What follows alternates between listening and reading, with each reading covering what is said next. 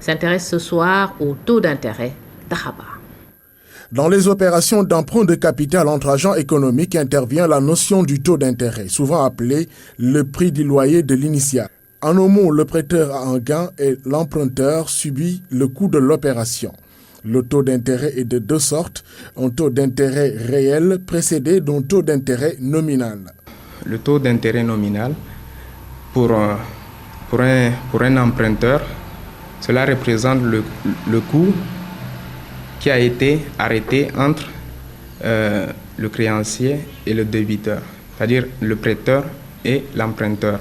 Avec des exemples chiffrés, prenons un emprunt de 100 ou de 1000, on applique un taux nominal de 10%. Ça veut dire qu'au moment du remboursement, l'emprunteur sera tenu de verser 1100 au prêteur. Le temps où l'emprunt a été contracté jusqu'à son échéance, il se pourrait qu'il y ait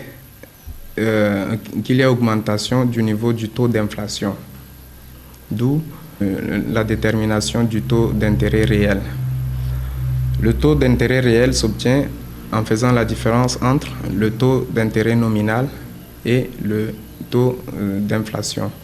Donc toujours avec notre exemple de 1000 comme initial et de 10% comme le niveau du taux d'intérêt nominal.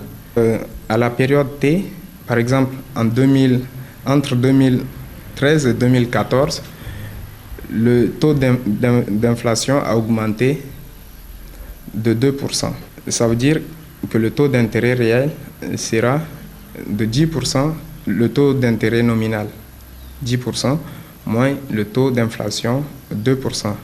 Selon l'origine des fonds à prêter, le taux d'intérêt obéit aussi à deux paradigmes. Dans un premier moment, il renumère l'argent des ménages. Quand un particulier dépose ses fonds auprès d'une banque, la banque est tenue de rémunérer ces dépôts puisque la banque les utilise pour financer l'économie et donc c'est le taux créditeur. Quand un particulier contracte un emprunt auprès d'une banque, la banque applique ici le taux débiteur.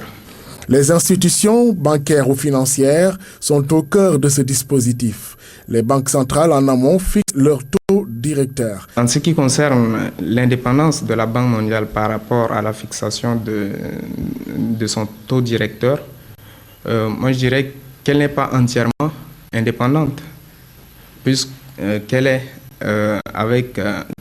elle a une certaine marge de manœuvre, mais quand même, elle obéit à certains critères venant de la BCE, la Banque centrale européenne.